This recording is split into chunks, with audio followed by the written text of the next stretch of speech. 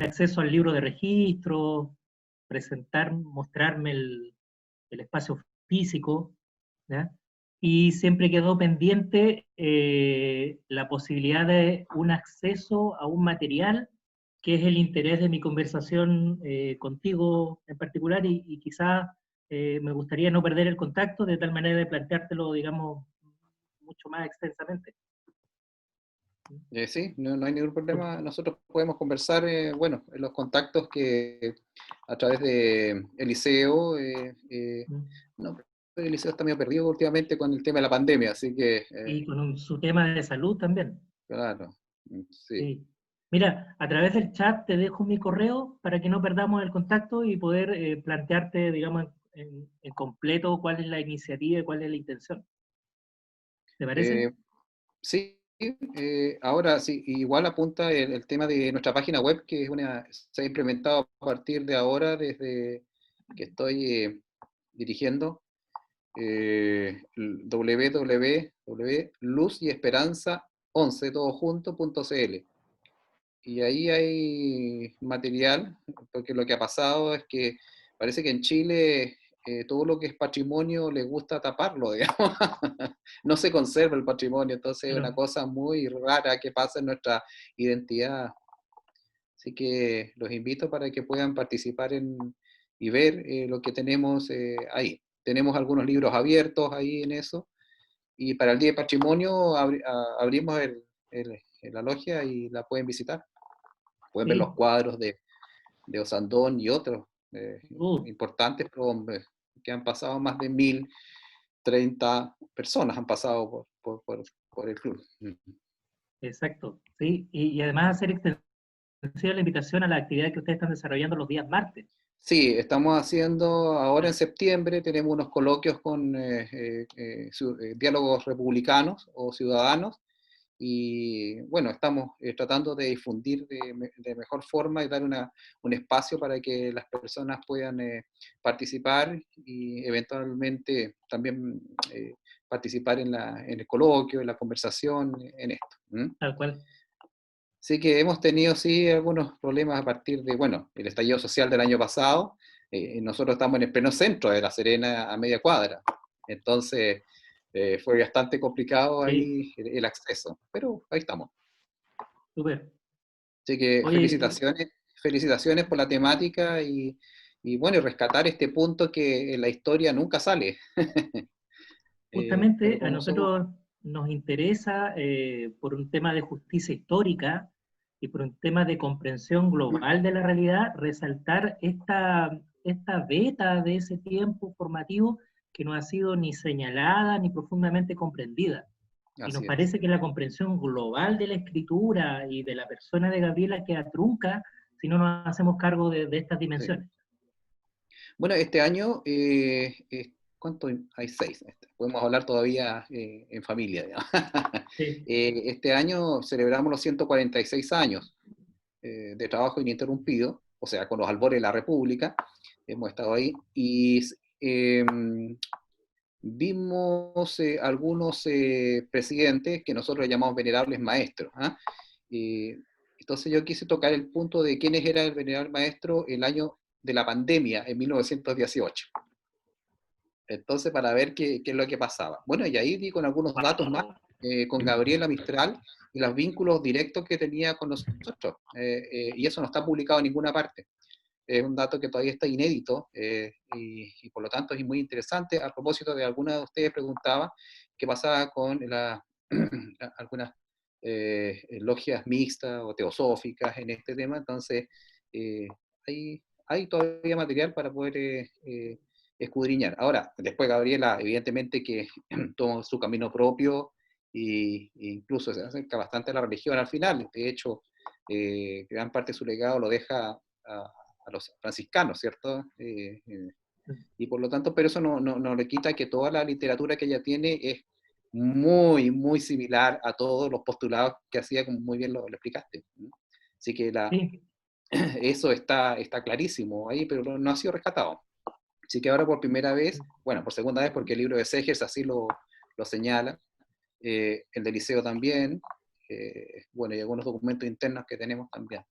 Y bueno, y ¿cómo se llama? El presidente de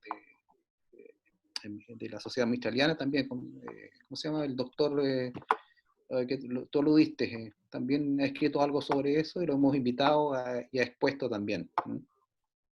Así que ahora te voy a invitar a ti. Ya, sí, sí, pero yo feliz, feliz.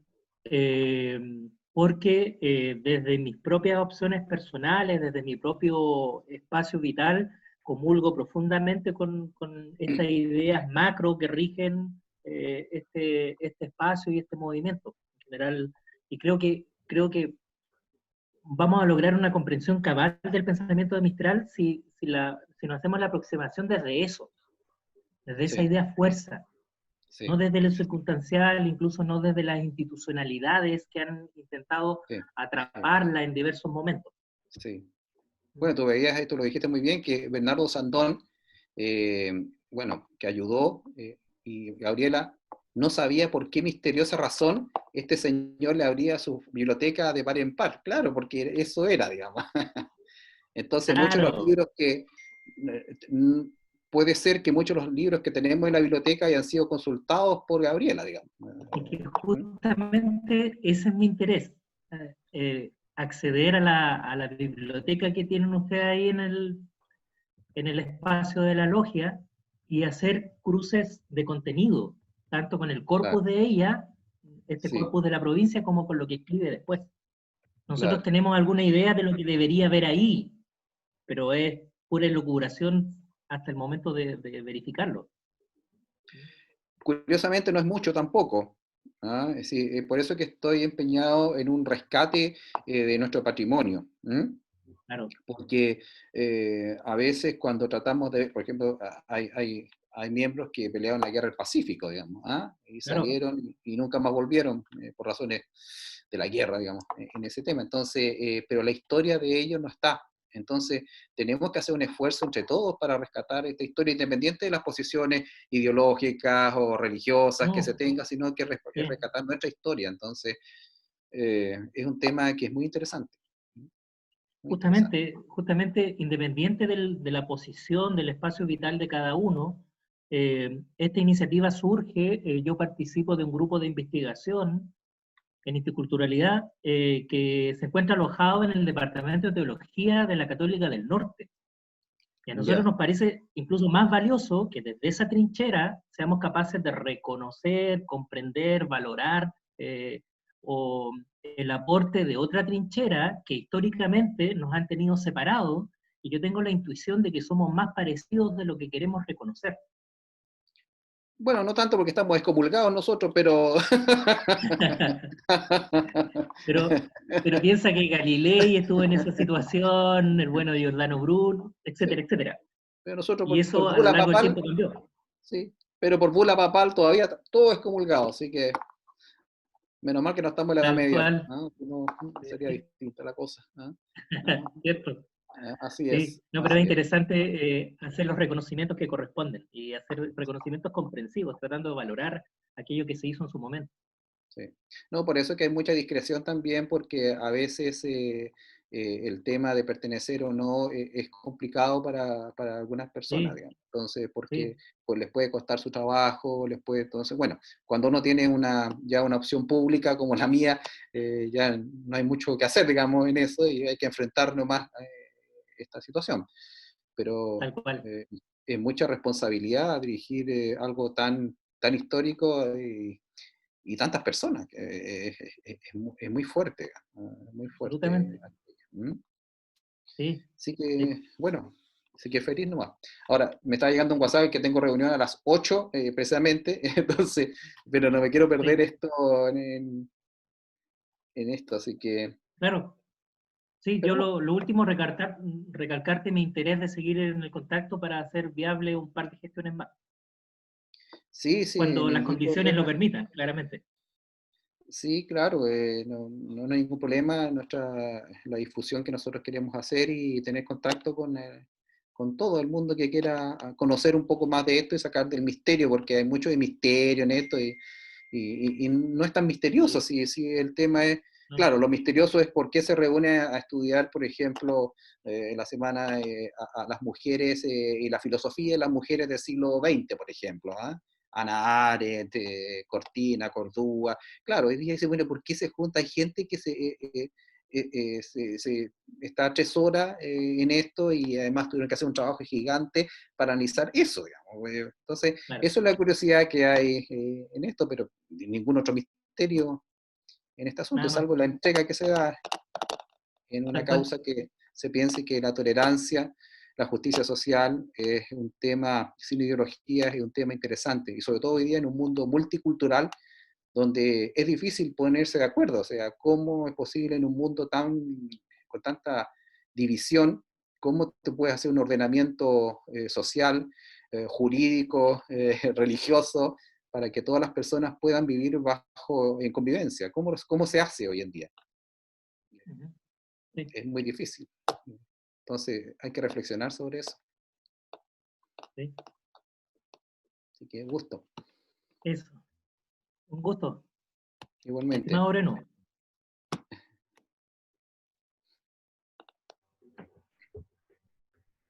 Hola, saludos a todos, ¿me escuchan bien? Muy bien.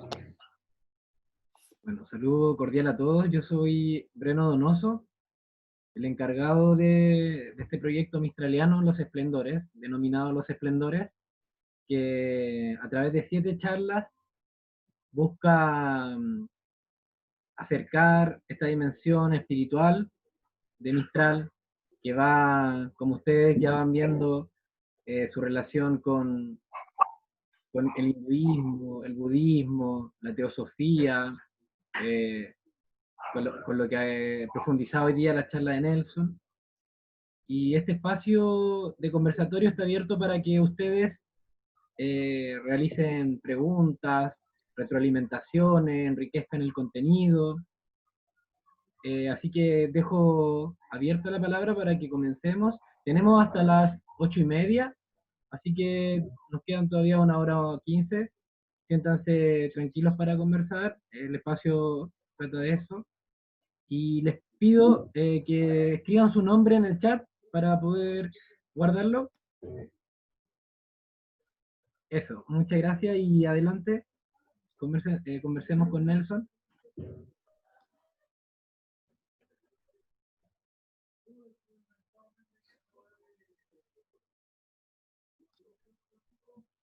Para romper un poco el hielo. Por ejemplo, Alejandra Galicia, ¿de dónde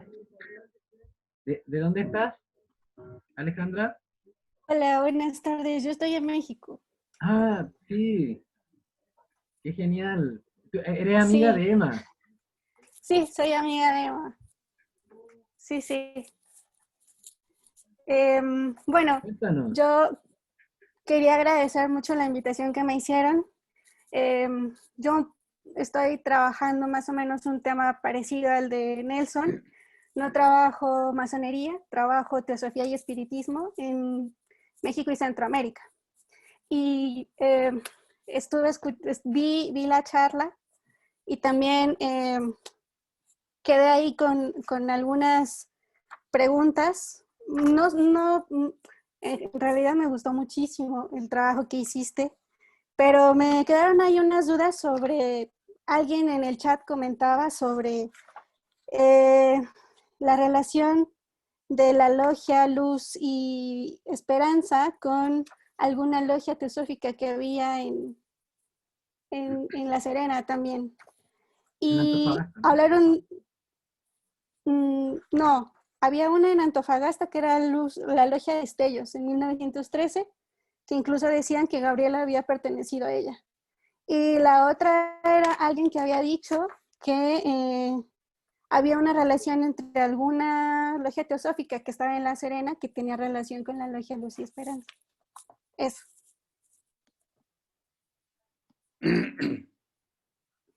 Eh, Me hago cargo de una parte de tu comentario porque yo creo que el más indicado para la siguiente parte justamente es Carlos, aprovechando la presencia de él. En términos de la pertenencia o no de Gabriela a la logia Destellos de Antofagasta, con Paola Córdoba, la encargada de colección del Museo Gabriela Mistral, encontramos dentro del legado Atkinson un libro de actas de la Logia Destellos, en el cual se acusaba recibo de la carta de solicitud de incorporación de la profesora Lucila Godoy, recién llegada a Antofagasta. Se acepta su postulación y se la cita a un primer encuentro.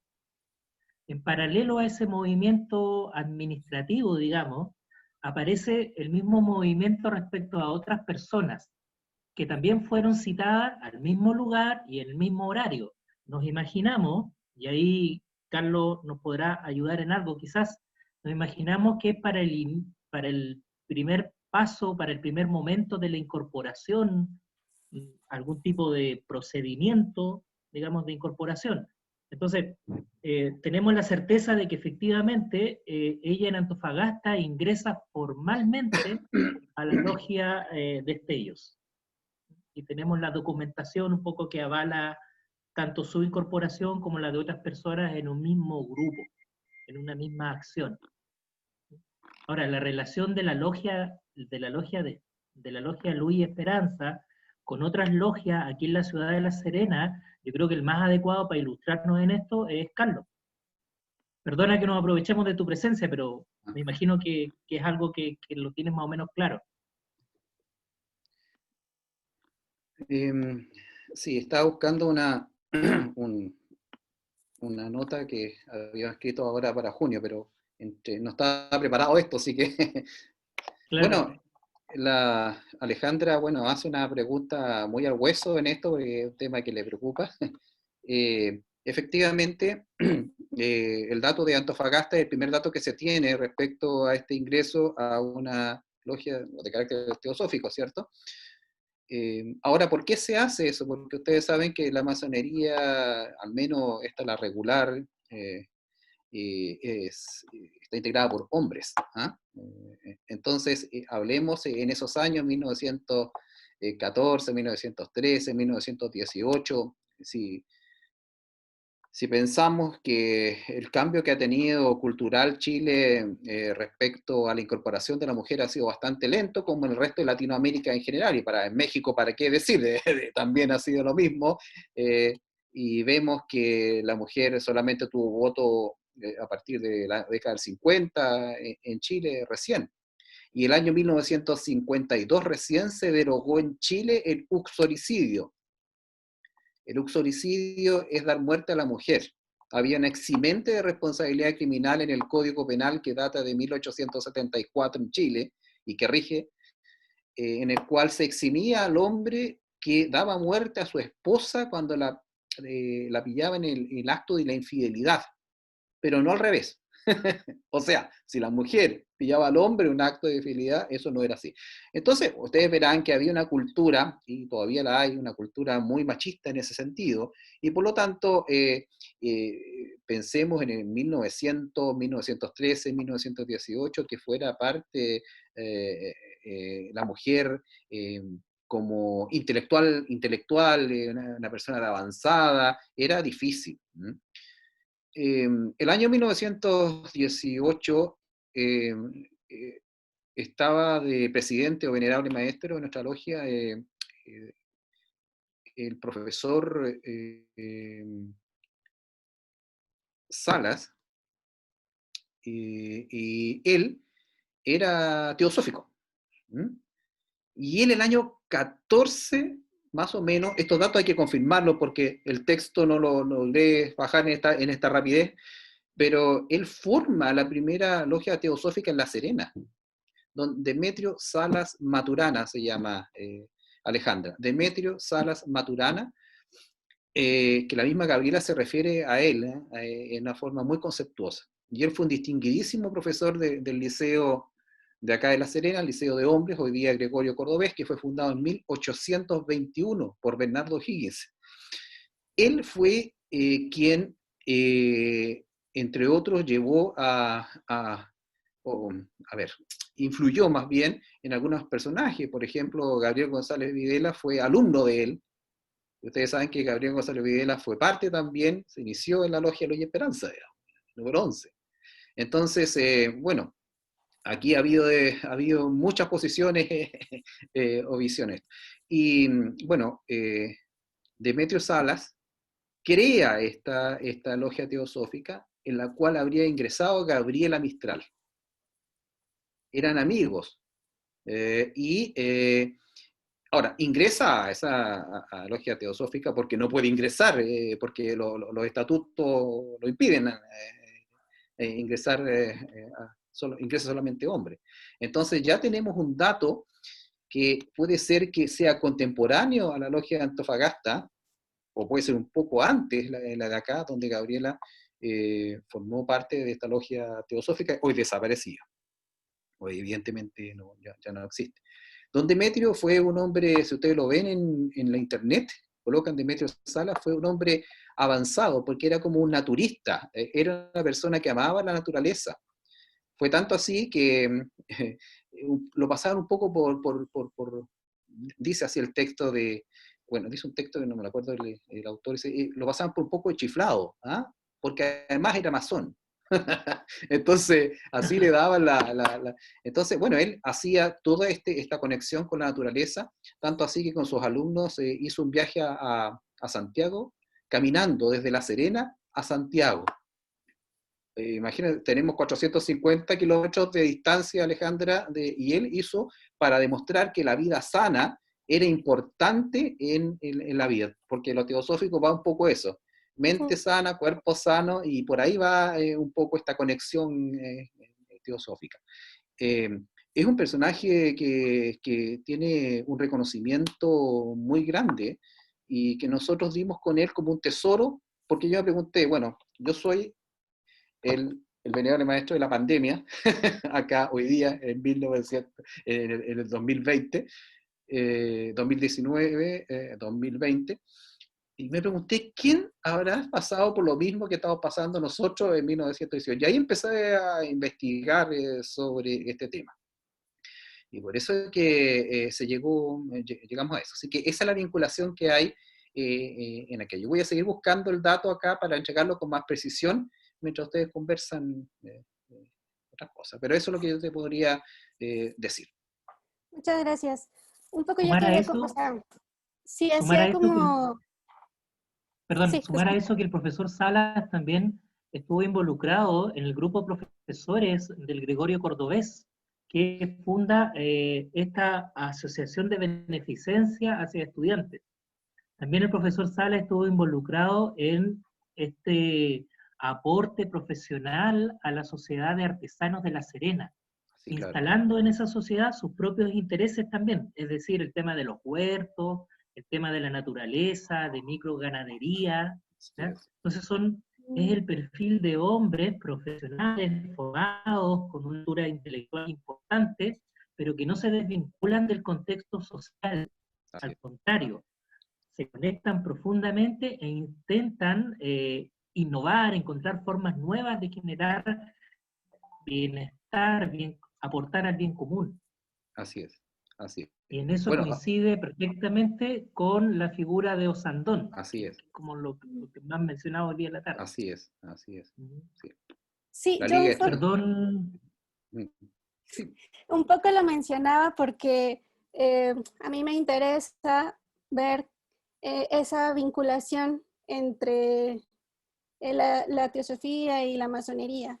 Entonces, el dato que me da me parece muy bueno porque coincide con otros estudios. Por ejemplo, recién el año pasado, la Universidad de Costa Rica sacó un libro que se llama Subjetividades Esotéricas, que entiendo por qué se dé el tema, es de los primeros textos como muy completos que van sistematizando la historia de la teosofía en América Latina, de los pocos.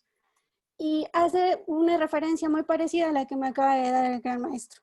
Hay una relación casi paralela entre el desarrollo de la masonería, como que la masonería va allanando el camino para que se introduzca la teosofía y que además abre la posibilidad de nuevas sociabilidades hacia las mujeres. En este caso, como lo dice el gran maestro, ¿no? O sea, probablemente haya podido haber una vinculación de Mistral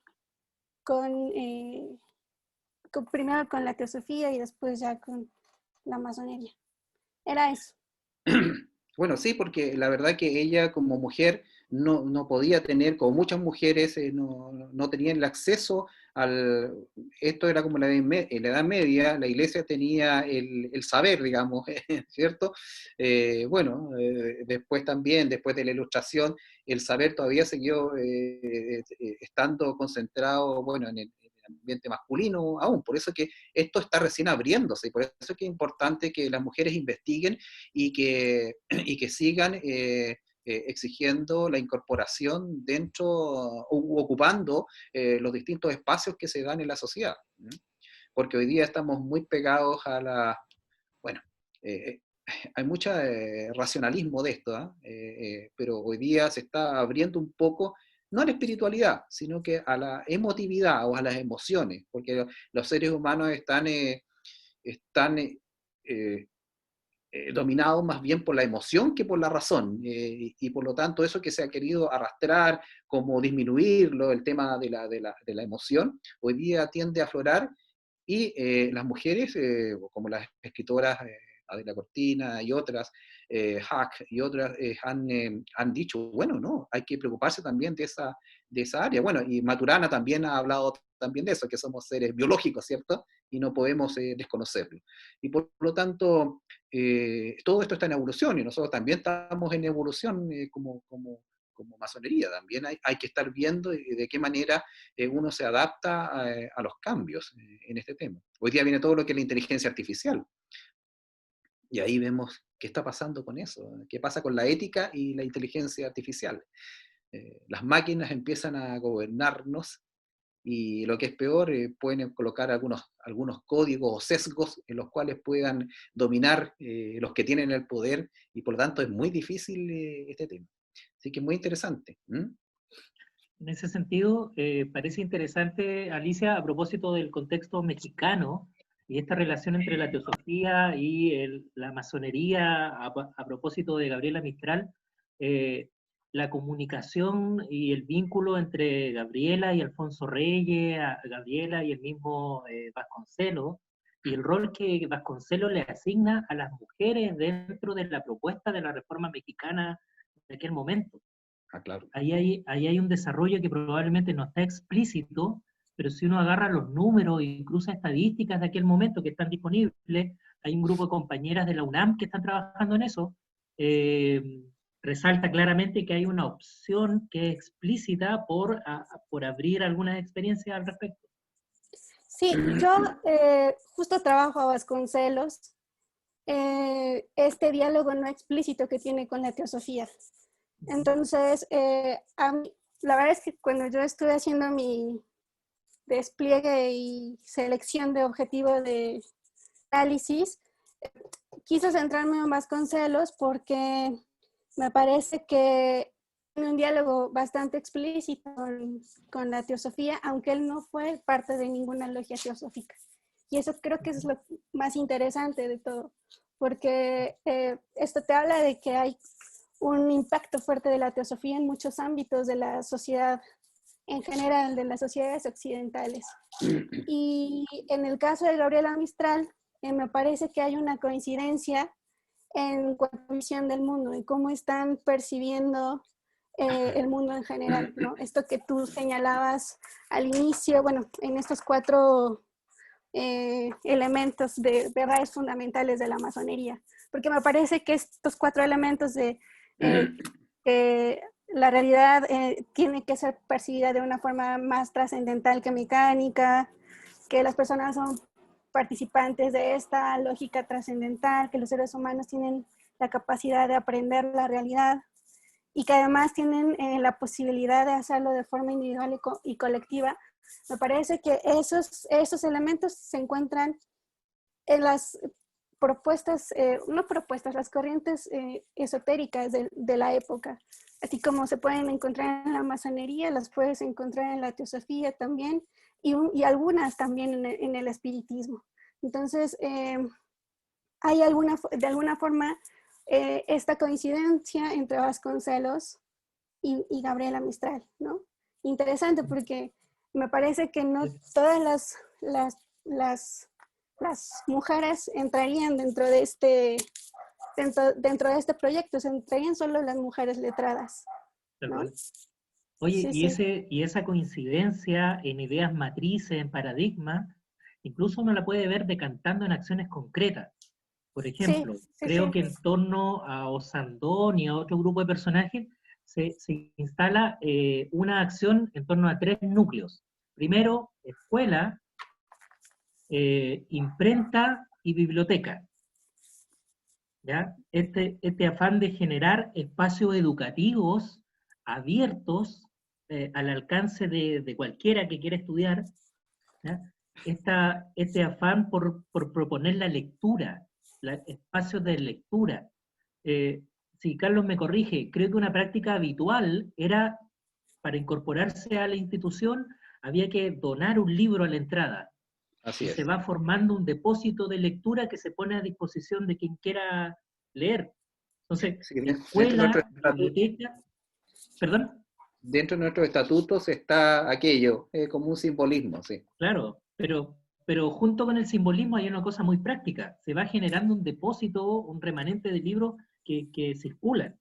Y lo tercero, la imprenta, que en el caso de Osandón deviene en fundar un periódico. Él se instala en el mundo público desde la tribuna del Coquimbo, ¿ya?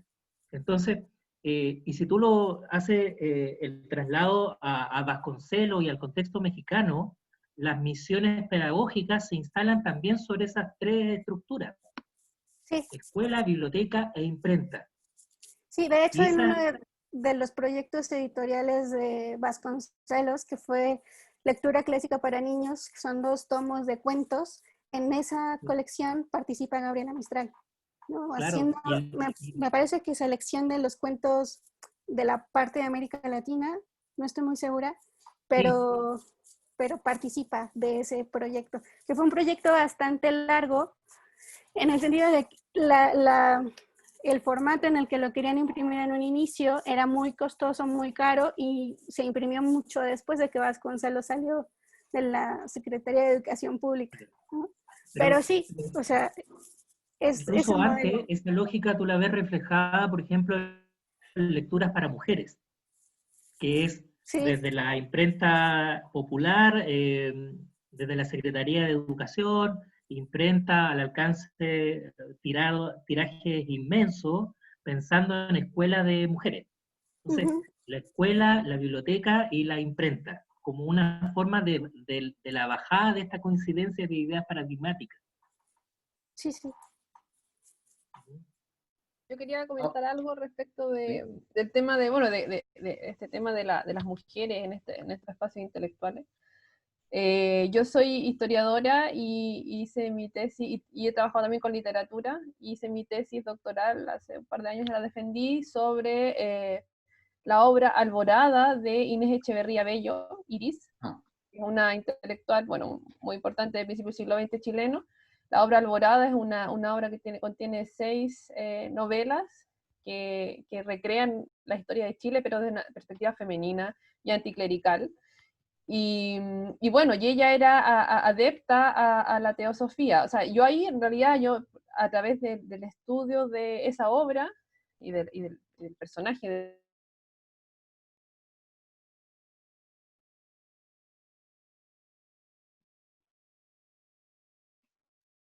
La perdí yo, no, parece que ella, todos, sí, siempre sospecho de mi conexión primero. sí. Bueno, lo que decía Tenemos práctica de esto. sí, de la Iris, de la respecto a lo que decía Nelson, el profesor Nelson, la masonería no es más que hija de la ilustración, ¿cierto? Y lo que hace la ilustración es precisamente sacar, a ver, ese saber que estaba concentrado en ciertas élites, y por lo tanto lo que hace el enciclopedismo, por ejemplo, es precisamente, es como hoy día, no sé, sería como en Internet, es tratar de llegar masivamente, llevar la cultura a toda la ciudadanía. Y por lo tanto, eso es lo que se busca. y dentro de la masonería ustedes saben que, bueno, la ley de instrucción primaria que acaba de cumplir 100 años ahora fue un impulsado, en realidad fue Arturo Alessandri Palma, pero en realidad eso venía desde mucho antes impulsándose por la masonería, y él en realidad puso la guinda, digamos, en este tema. Pero era un tema que había y se estudiaba y era la necesidad. No por eso es menor el tema que los sectores conservadores, tanto el año 20 como después, cuando se aprobaron ahora los 12 años, el mismo sector conservador decía que para qué había que darle instrucción al pueblo, ¿sí? En el 20 decían, ¿para qué? Si hacer una sequía, ¿para qué necesita el hijo del peón aprender a leer o a escribir? Bueno, lo mismo podríamos escuchar con algunos matices después, cuando se ha aprobado los 12 años con el gobierno de Lagos. Entonces, la masonería ha estado muy presente en todo esto, ¿no? Y por eso que tratando de buscar mayor igualdad de acceso, porque sabe que entre libertad e igualdad, ahí está el tema. Por eso, bueno, ahí Carlos Fuentes en México, él habla sobre cuáles son los puentes que son necesarios, digamos. Los gritos de libertad, igualdad y fraternidad, parece que entre la igualdad y la libertad está quebrado el puente de la fraternidad. Es eso lo que se debe buscar hoy día, un mundo más fraterno, más solidario. Y no estamos hablando solamente en el aspecto económico, sino que en un aspecto amplio, en el sentido de que la sociedad debe aprender a querer al otro más allá de su círculo cercano, porque a eso lo hacen los animales, o sea, amar a su prole lo hacen los animales. Un gesto de superior a eso sería amar a cualquiera por simplemente pertenecer al género humano.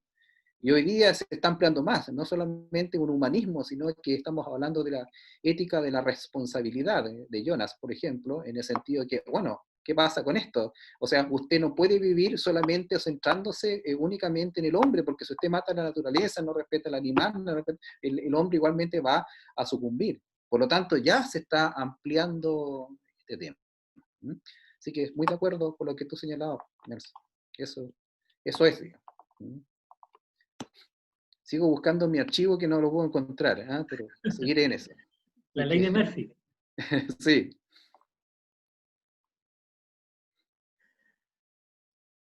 Ahora yo no sé cómo lo miran ustedes. Yo había tratado, ustedes saben que el cardenal Caro también estuvo por acá, digamos, ¿cierto? Y que escribió cosas muy, muy fuertes, digamos, sobre la orden.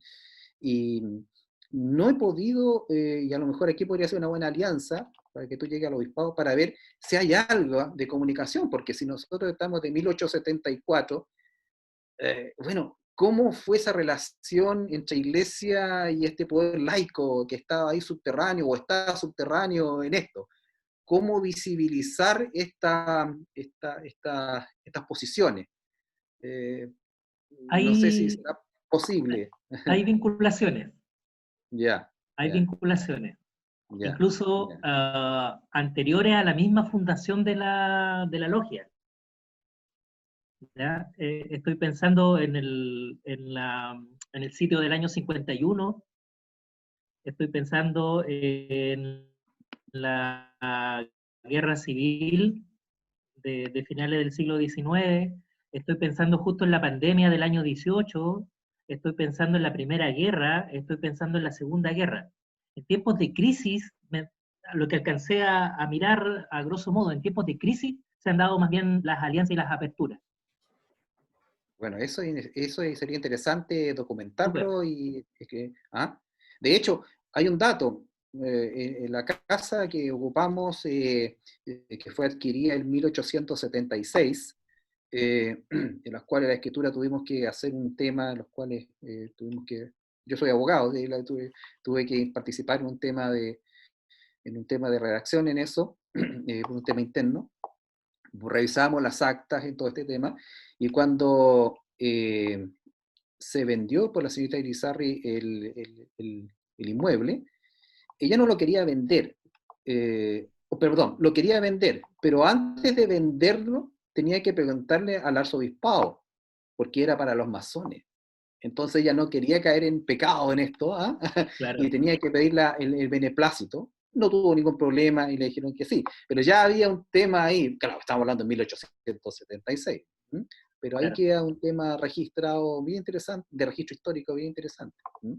Pero Sí. a propósito de eso, dos cosas. Perdón por llegar atrasado primero.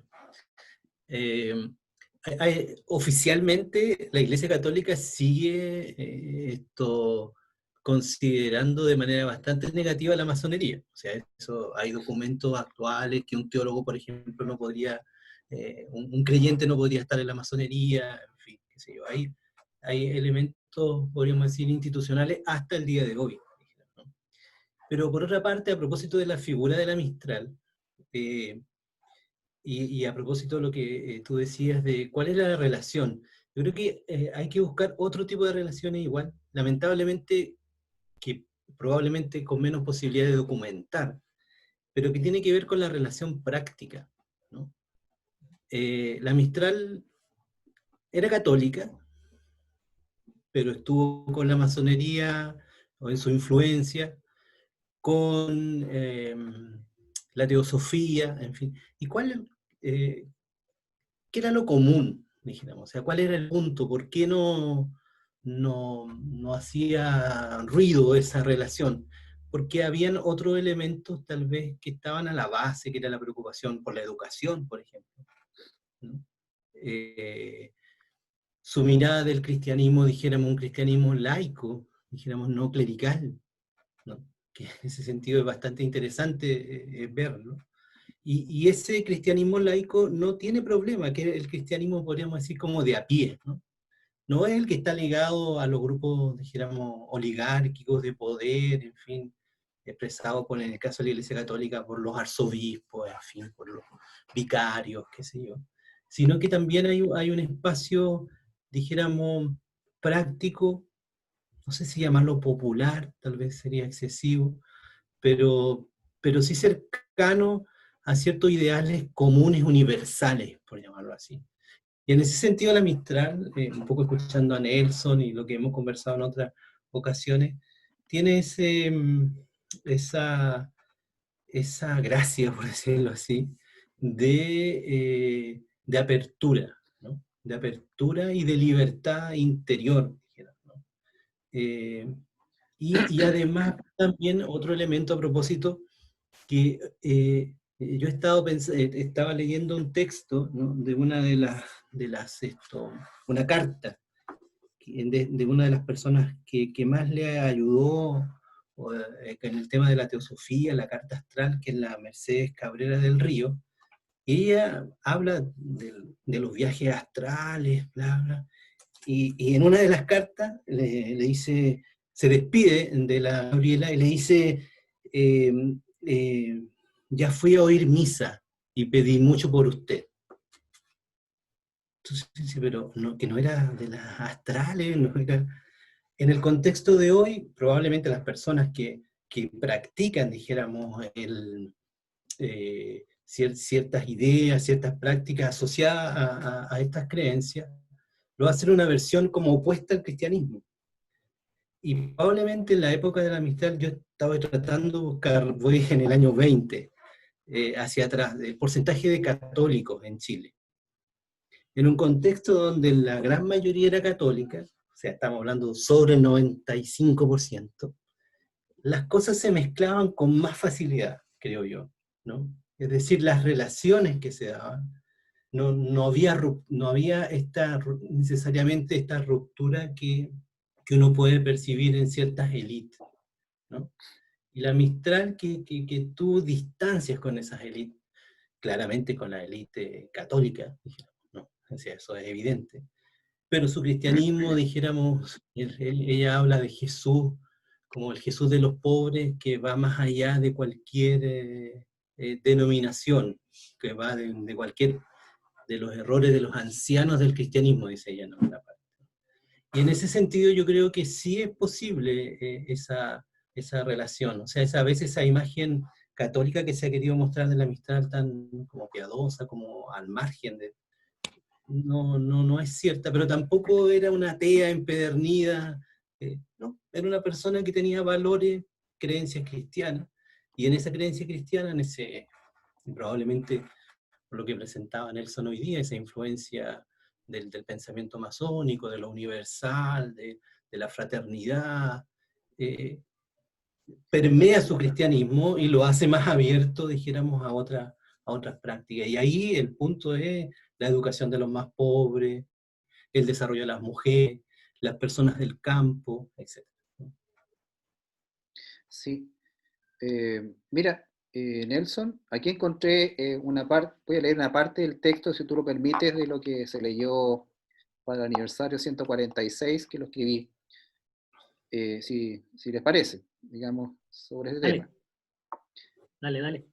Una parte solamente, porque esto es interno, pero en esos años, en La Serena, 1918, la Logia Luz y Esperanza tenía gran presencia cultural con sus obras de extensión universitaria, llevando su acción hasta más allá de La Serena. El diario El Coquimbo estaba vinculado estrechamente a la Logia, la Liga Protectora de Estudiantes Pobres, la Sociedad Protectora de Estudiantes Chilenos en el extranjero, la Sociedad de Instrucción Popular, la Federación de Estudiantes y algunas otras asociaciones recibían socorros e inspiración de la Logia. En esos años el venerable maestro era el querido hermano, así se denomina, Demetrio Salas Maturana, 1918-1920 fue su periodo. Lo menciono porque al igual que yo, hoy, fue el venerable maestro en tiempos de pandemia. Fue un visionario de la falta de comprensión del hombre y del medio ambiente. El venerable hermano Demetrio fue profesor por 34 años del Liceo de Hombres de La Serena, biólogo y gran naturista, mago vegetariano. Fue fundador del movimiento de regeneración humana. Entre sus alumnos predilectos tuvo a Gabriel González Videla, presidente de la República, quien fue iniciado en nuestra respetable logia, Luz y Esperanza número 11. El venerable hermano Demetrio salía uno o más veces por semana con sus discípulos y alumnos a hacer descomunales andanzas a pie por las playas y caminos de la región. Con un don poético, lo hacía elegir muy bien los santuarios de sus ritos naturistas. Las gentes lo miraban como una especie de chiflado inofensivo, o como masón. Lo dan como sinónimo, ¿eh? El chiflado inofensivo, así que yo sería un chiflado inofensivo, por el hecho de apartarse de las creencias tradicionales. Don Demetrio emprendió una memorable marcha a Santiago, que como dije, 450 kilómetros, a pie, acompañado de varios alumnos. Llegó a la capital para demostrar las ventajas de una vida sana, libre de prejuicios en la medicina y cercano a la medicina natural. Fue autor de numerosas obras relacionadas con el buen vivir. En esta noche escucharemos una... Bueno, eso. En primer lugar, cuando la poetisa se refirió a Bernardo Osandón Álvarez, cuando la referencia que tú mismo hiciste, que un viejo periodista dio un día conmigo y yo di con él, bueno, le pasó a la biblioteca. Pero un segundo antecedente, que esto es lo rico que lo entrega Taylor Martin cuando señala que en 1919 Gabriela Mistral perteneció a la logia Despertar de La Serena, ahí tienen el nombre, logia Despertar en La Serena, fundada en 1917 por Demetrio Salas Maturana. Demetrio fue venerable maestro de nosotros, y por lo tanto él había creado una logia teosófica, que según Lachman, nuestro querido hermano Salas, decía, para mí, Gabriela decía refiriéndose a él, para mí, don Demetrio Salas es un símbolo de la psicología del norte chico, y por eso lo llamaba pastor, la poetisa Gabriela Mistral. Tiene algo de iluminado y pastor de almas. Si hubiera llevado hábito, se le consideraría un maestro del ascetismo. Lo decía Gabriela respecto a Salas Maturana. De La Serena han salido muchos tipos parecidos. Unos buscan derroteros y entierros, otros se dedican a ser apóstoles laicos. Venerable maestro Salas, en su ética involucró no solo a la persona humana, sino también a la naturaleza o a lo extrahumano, cuestión de innegable actualidad. Antes, toda acción humana se encontraba dentro de los límites de la naturaleza, sin afectarla, por lo cual la naturaleza no era objeto de responsabilidad humana, como sí lo es hoy.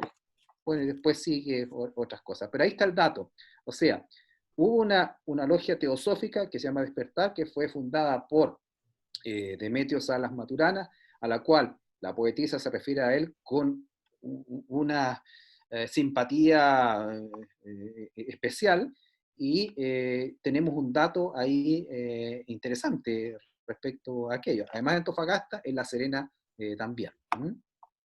Así que eso es lo que puede ser un buen aporte para las investigaciones que ustedes están realizando y seguir escudriñando en esto. Eso es lo que quería aportar, Nelson. Y yo me tengo que retirar ya. Muchas gracias. En 4 minutos. Muchas gracias. Porque tengo Sí. una reunión. A propósito de lo que tú compartes, en este proceso que llevamos un grupo de amigos y de amigas de establecer el corpus, es decir, las publicaciones de Gabriela en esto que llamamos el ciclo de la provincia, sabemos que ella publicó en algunos medios de los cuales solo tenemos el nombre. No se han conservado por distintas circunstancias. Y una de las revistas o medios diarios que sabemos que existió, que Gabriela publicó, pero que no tenemos materialidad, se llama Despertar. Existe la posibilidad de que sea el medio de difusión de esa institucionalidad, del profesor Salas. Puede ser. Ahí está. Hay que investigarlo. Claro. Nosotros tenemos un cuadro que nos regaló una logia mixta hace muchos años y ahí está colgado ahí, y no sabemos más, digamos. Entonces, quizás habría que investigar de dónde vienen eso. Entonces, claro, por eso es que es tan importante esto que ustedes ven o hacen para la investigación de esta importante poetisa. Ahora, hace como 2 años se hizo un ciclo aquí en la biblioteca, en la nueva biblioteca, y me llamó la atención porque una de las sociólogas, doctora en sociología, fustigó muy duramente a Gabriela, señalando que era machista. Entonces todos quedamos así como para adentro en esto y por algunos poemas. Pero bueno, cada uno es hijo de su época, si nosotros no podemos estar interpretándonos desfasados en esto. Entonces hay que tener claro que ella fue realmente una impulsora del rescate, bueno, del niño, con los niños con frío, con hambre, ¿cierto? Y también de la mujer. Bueno, también hace una crítica a los padres fugitivos, ¿cierto? Aquellos padres que aman y se van. Bueno, así que tenía una gran conciencia social, y bueno, y que allá en México fue claramente donde la acogieron con mayor fuerza y se dieron cuenta, porque lo que decía el profesor que intervino recién, un poco esa mezcla, lo que pasa es que en Latinoamérica somos un sincretismo brutal. Tú puedes ver un oso polar bailando en Andacollo, por ejemplo, ¿cierto? Para la fiesta, es raro, digamos, esa cosa. Así que bueno, eso es Latinoamérica, y por eso tenemos que tratar de entender Latinoamérica con esta, ¿cómo le llaman esto? Que crece de, que está por debajo, es como el lenguaje. Fíjense que, por ejemplo, hoy día es muy difícil encontrar hablantes quechua. Hablan más aymara. Sin embargo, porque el quechua estuvo prohibido en Perú hasta el año 1971, prohibición, y lo que era el idioma oficial de los incas, pero el aymara era el lenguaje del pueblo. Sin embargo, pervivió más el aymara que el quechua. Así que, bueno, este sincretismo se da en toda nuestra literatura, en nuestro arte más variado, y sin duda los poetas lo recogen. Por algo Neruda nos decía también que, refiriéndose al pisco, eran 1000 años de sol en una sola uva. Es más o menos eso lo que representa nuestro valle. Bueno, yo los tengo que dejar porque tengo que empezar una reunión. Ha sido muy grato, y cuando quieras te puedas contactar conmigo, profesor Nelson, y podemos conversar y hacer un buen trabajo de rescate historiográfico sobre la poetisa. Y Cerebro, que desde México, desde el sur de Chile, estén en esto. Esto es lo que falta, es cultura. ¿ah? Pero no una cultura de esa pesada que cuando tú lees tienes que leer el pie de página, un poco de la ilustración, que esté una cultura al alcance de todos, ¿ah? Porque si tú te pones a leer algunos autores que son densos, muy densos, no llegas. Entonces, es un poco así como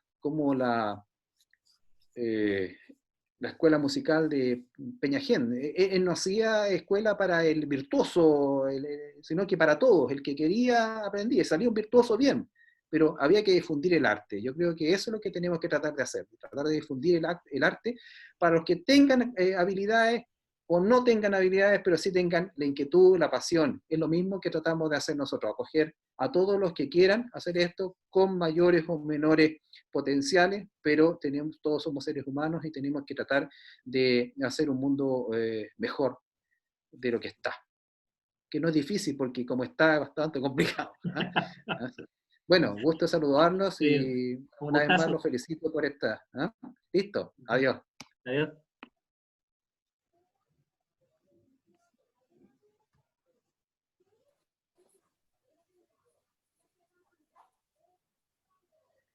Eso. Breno, habían algunos comentarios en el chat. Ya. ¿Se me escucha bien? Que tenía complicaciones con el micrófono. Ya. Lo que estaba leyendo, sí, iPhone de Ginette, que no sé quién es, pero nos manda su correo, hace una aportación muy interesante. Dice que el contacto de Gabriela en los Andes, cuando conoce, entabla relación con Pedro Aguirre Cerda, la amistad entre ellos, Maximiliano Salas Marchán. No sé si quisiera... ¿hay tiempo para que pueda intervenir? iPhone de Ginette, adelante. Y después dice que si es posible contar con esta grabación o al menos con una síntesis de los temas. Sí, o sea, el video de la conversación queda arriba en el canal de YouTube de Los Esplendores, así que mañana lo van a poder encontrar, esta misma conversación ahí. iPhone de Ginette, si quieres profundizar sobre lo que escribiste, que está súper interesante. Dice: Gabriela Mistral tuvo contacto cercano con miembros de la masonería como Maximiliano Salas Marchán, Pedro Aguirre Cerda, por relación epistolar con Manuel Magallanes Mur. Además fue secretaria de la Liga Protectora de Estudiantes Pobres, hoy Liga Protectora de Estudiantes, obra de origen masónico.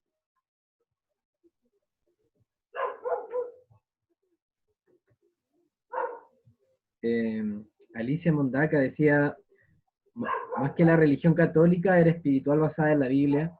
Claro, creo que esa discusión para la que se presta el legado de Mistral, tratar como de encasillarlo, la respuesta es como pensar en este sincretismo en el que se da la América, o sea, como no tratar de encasillar. No sé si alguien más quisiera consultar.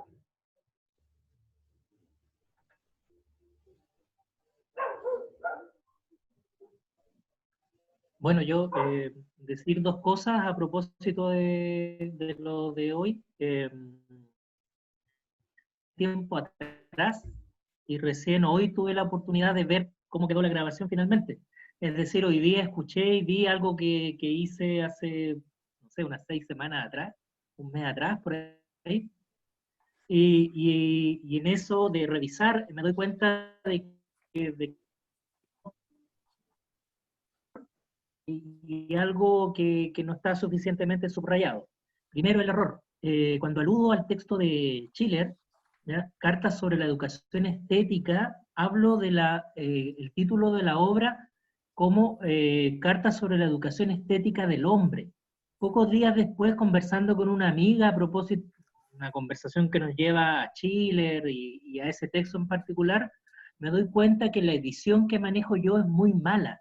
La edición que manejo de Schiller es del tiempo de estudiante y la traducción correcta del título y del texto en general es la educación estética de la humanidad. ¿Ya? Entonces, adquiero entre esa conversación y hoy día, adquiero una mejor versión, una mejor traducción del texto de Schiller y efectivamente esta mejor traducción da pie incluso para hacer mejor el nexo esa crítica de Schiller y el texto de Gabriela Mistral de 1906 sobre la educación de la mujer.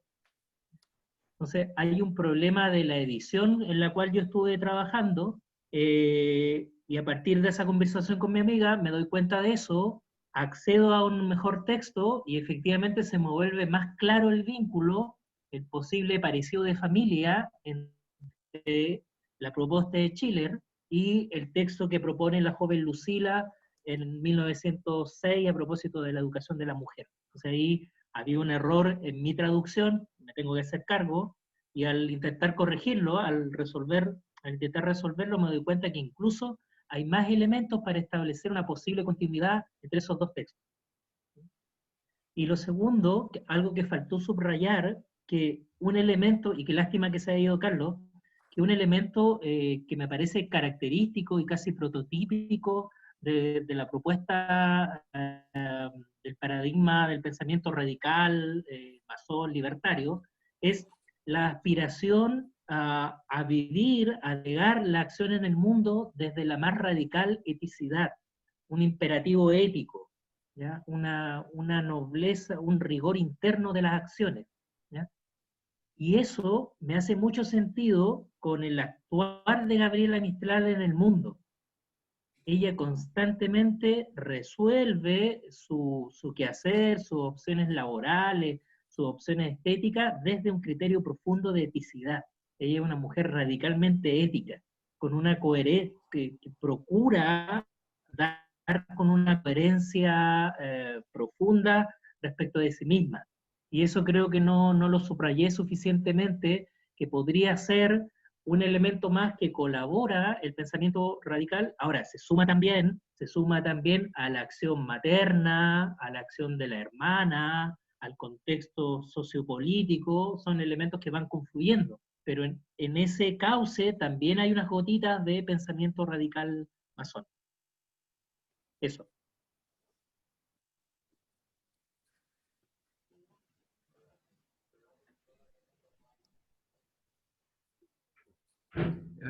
Gracias Nelson. Francisco. Sí. Sí, hola. Francisco. Hola. ¿Puedo intervenir? Hola, buenas noches. Les decía en el chat que estaba con mi esposa, Ginette Leiva, observando parte de esta reunión. Ella tuvo que salir y además tuvimos un problema de desconexión. Habíamos puesto un comentario en el chat de los años del periodo de Gabriela en los Andes. Ella vivió en los Andes entre 1912 y 1918. Y nosotros tenemos la información de que primero fue resistida por parte de la sociedad andina, digamos, por su estilo de vida, etc. Pero fue muy acogida y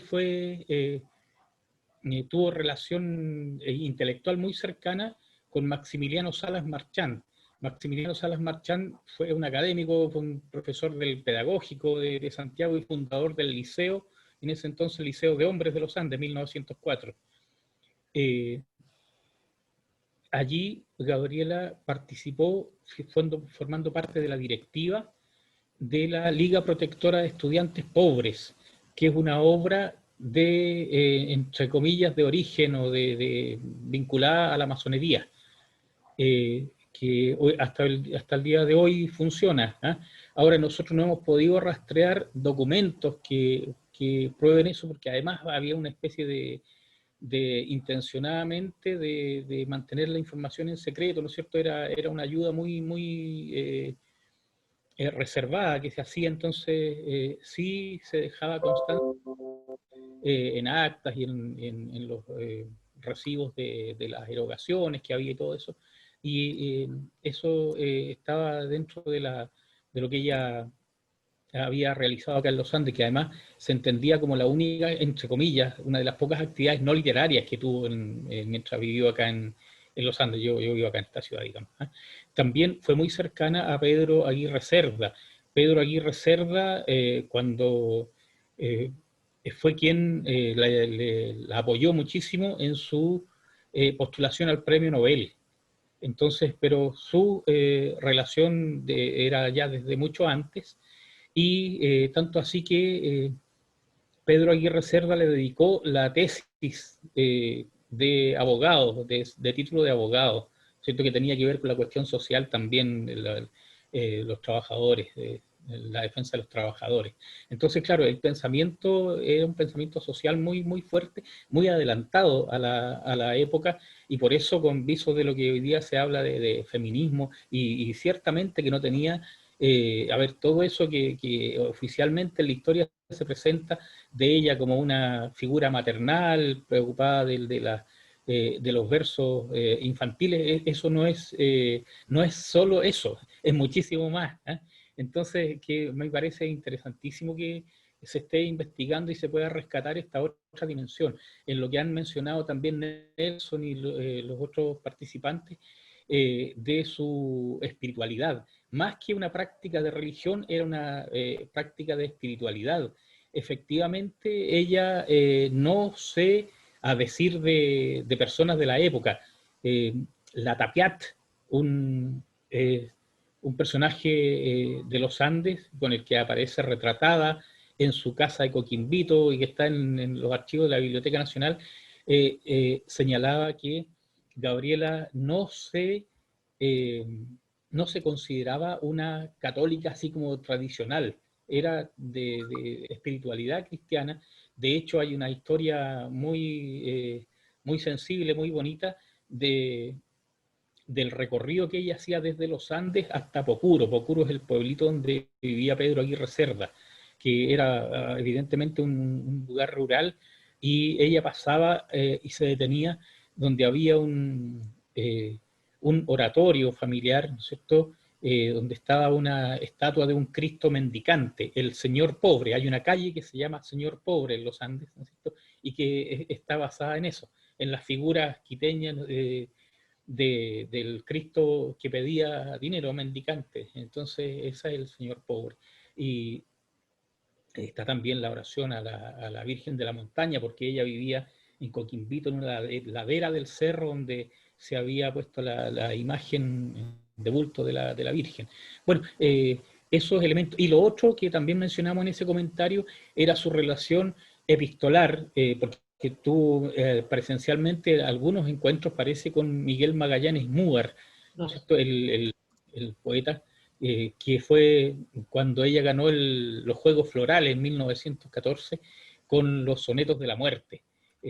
Todos esos personajes que se han mencionado, dice la historia que eran miembros de la masonería. Entonces, algunos dicen, claro, tenía relación más bien con masones que con la masonería. Sin embargo, lo que también hemos nosotros escuchado y sabido es de que pertenecía a esta logia, ¿no es cierto?, teosófica, entendemos que la Gran Logia Femenina de Chile fue creada hace pocos años, no sé si 40 o 50, entonces si la Gran Logia de Chile masculina había sido fundada por ahí por 1860 y tanto, era evidente que no había una logia femenina, entre comillas, una gran logia por lo menos constituida en Chile. Bueno, gracias por escuchar. Claro. Oye, Francisco, muchas gracias. Me parece importante subrayar dos cosas en tu comentario. Uno, partes diciendo de que no fue muy bien aceptada en los Andes. Y esa parece ser una característica de Gabriela, donde llegaba, no caía bien en la primera vuelta. De hecho, desde la compañía ya sabemos que la directora y la comunidad no estaban tan contentos de que le mandaran a esta niña pequeña a dar clases, y ese llegar y no ser tan calurosamente recibido parece que es una constante. Sin embargo, dada su característica, rápidamente revertía la situación. Y finalmente, cuando se iba de ciertos lugares, se iba con pena de la comunidad que ella dejaba, de las personas que ella dejaba. Entonces hay un sino de entrar, no sé cómo decirlo, digamos, pero me parece que hay una constante ahí.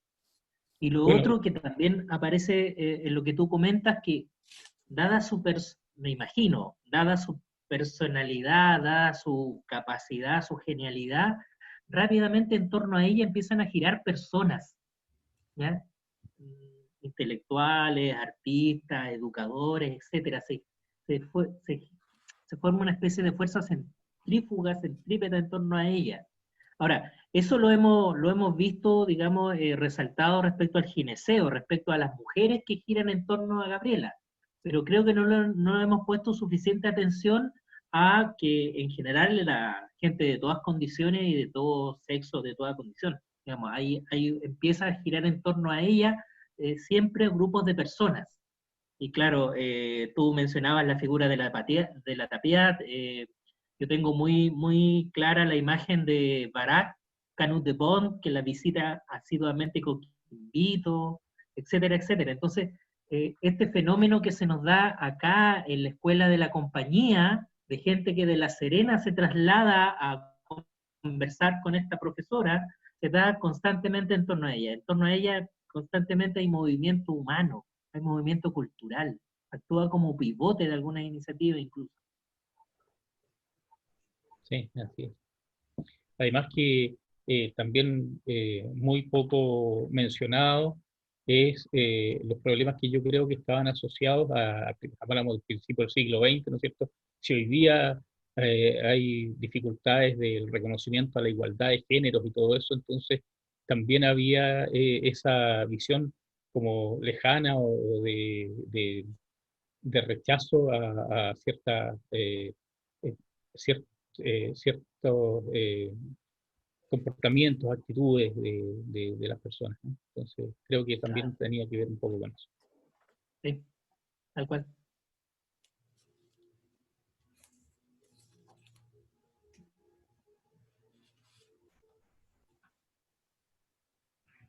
No sé si alguien más quisiera hacer alguna consulta a Nelson, algún complemento. A mí me gustaría Adelante, Alejandro. plantear una situación. Desde México. Es que me parece que esta actitud de Gabriela Mistral, esta visión de mundo, la comparte en México y en Centroamérica con muchos intelectuales muy importantes y muy interesantes, y que se van a estar articulando en torno a una coyuntura que va a ser la invasión norteamericana a Nicaragua entre 1928 y 1900, del 26 al 34, pero específicamente del 28 al 29, 27, 28 y 29, que van a estar en torno a una revista que se llama Revista Ariel, de un hondureño que se llama Froilán Turcios. A mí me llama mucho la atención porque cuando yo voy haciendo mi investigación, me voy encontrando mucho que todos estos intelectuales, entre los que está Alfredo Palacios, está José Ingenieros, está Vasconcelos, está Eliodoro Valle, o sea, hay una serie de intelectuales que incluso con los que colaboró en México. Eliodoro Valle también estuvo trabajando con José Vasconcelos entre 1922 y 1924. Y lo que me llama mucho la atención es la presencia de Gabriela Mistral en Centroamérica. Hay una presencia muy importante, incluso creo que hay un texto, bueno, no creo, hay un texto de Marta Elena Casaús sobre una sociedad que en Guatemala denominaron Sociedad Gabriela Mistral, que es una sociedad de mujeres que estuvo en torno a este tipo de adhesiones a la teosofía, ¿no? Y un poco a la masonería. En realidad, me parece a mí que aún resta un poco rascarle a esa sociedad Gabriela Mistral, pero en el resto de Centroamérica tiene relaciones muy interesantes con Froilán Turcios, con Joaquín García Monge, con Alberto Masferrer, ¿no? Con Roberto Brenes Mesén, que es muy interesante porque estos dos últimos, un salvadoreño y un costarricense, estuvieron formándose en Chile en la década de 1910, ¿no? Eso es una duda que yo tendría, como este tipo de intelectuales, por dónde se movían.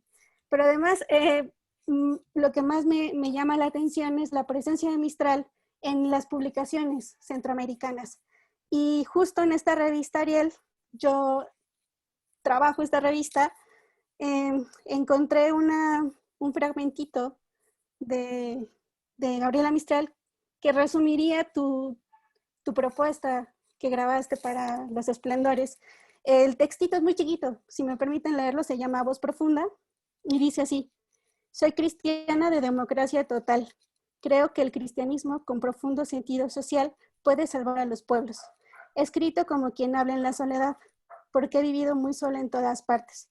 Mis maestros en el arte y para elegir la vida, la Biblia, el Dante, Tagore y los rusos. Vengo de campesinos y soy uno de ellos. Mis grandes amores son mi fe, la tierra y la poesía.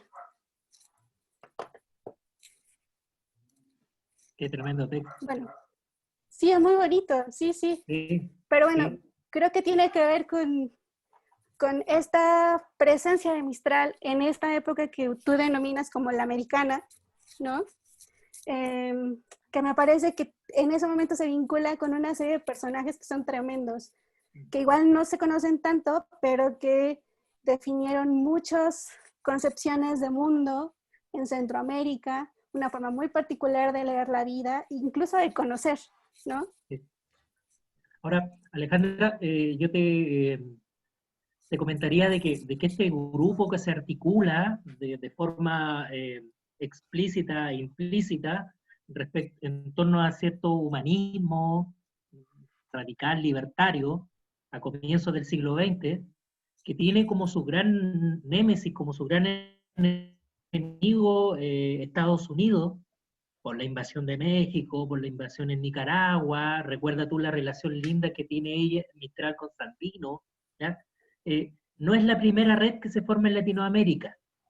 Nosotros en el siglo XIX, un siglo atrás, digamos, a comienzos del siglo XIX, en torno a la figura de Javier de Miranda, la logia Lautaro, y estoy hablando de San Martín, de O'Higgins, de Bolívar, etcétera, etcétera, se forma una estructura latinoamericana también, hay como una red paradigmática latinoamericana, donde el enemigo, la némesis, era la corona de España, Portugal y Francia. Entonces, de alguna forma, este fenómeno que puede ser leído como novedad a comienzos del siglo XIX, de alguna forma replica la estructura de la independencia, el entramado que posibilitó la independencia de las naciones latinoamericanas. Ahora, la independencia en términos políticos ya estaba asegurada, éramos república, etcétera, pero aquí aquí hay una intuición, aquí hay una pulsión respecto a una especie de independencia cultural, intelectual. Entonces hay una beta interesante en eso. Es como la segunda red de intelectuales que se organizan en pro de un objetivo común sobre base de conceptos comunes y con un enemigo más o menos común. Sí, sí, sí, completamente.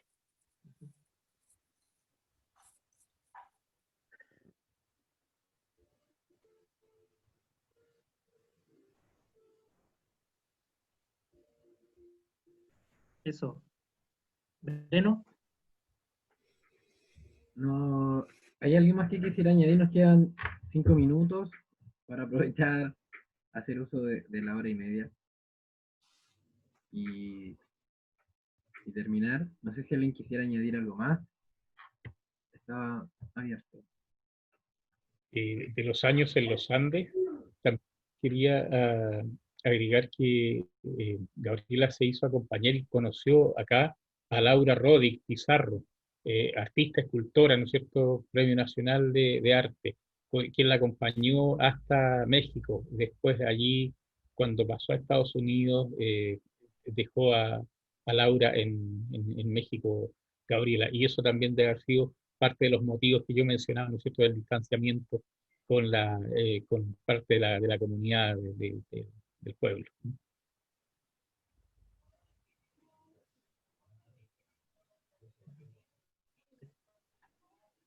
El poema que hablaba Francisco Rodríguez, el de los Andes, claro, está en Desolación y se llama A la Virgen en la Colina, y algunas ediciones lo sacan el poema, siendo que es central el imaginario que plantea ese poema en cuanto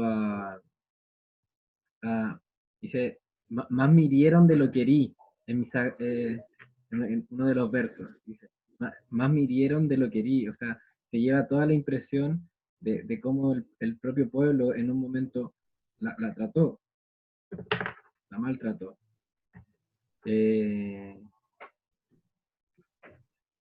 Y recuerdo que empezaba algo así como a beber luz en la colina, te pusieron por lirio abierto, y te cae una mano fina hacia el álamo de mi huerto. Así empieza, ¿no? Y he venido a vivir mis días aquí debajo de tus pies blancos. A mi puerta desnuda y fría, hace sombra tu mismo manto. Algo así. Pero muy bueno porque localiza muy bien la ciudad de los Andes. Muy bien, Francisco, ella sí, Francisco, la casa donde ella vivió, yo sabía que estaba como siendo habilitada para centro cultural. ¿Qué pasa ahí en los Andes con Coquimbito? es un tema de muchísimos años. Esa es una casa particular. Sí, la Gabriela en conozco. realidad la pieza en esa casa que tiene como 3 niveles y está a la ribera de la Concagua frente al cerro Quicalcura, que es el Cerro de la Virgen, donde se inspiró en ese poema por la Virgen de la Colina, digamos. ¿Eh? Eh, y efectivamente en la casa de ella hay fotografías donde hay unos árboles, unos pocos árboles, ¿no es cierto? Era uno ese álamo que menciona allí y otro un durazno, que es donde están las fotografías así como más tradicionales en ese lugar, se llama Coquimbito. Frente es la ladera norte del cerro y a las orillas del río Aconcagua. Otro gran Está aporte, otro gran en la aporte de la para, pertenencia de Gabriela. pero es una casa particular, perdón, eso me Perdón. había faltado.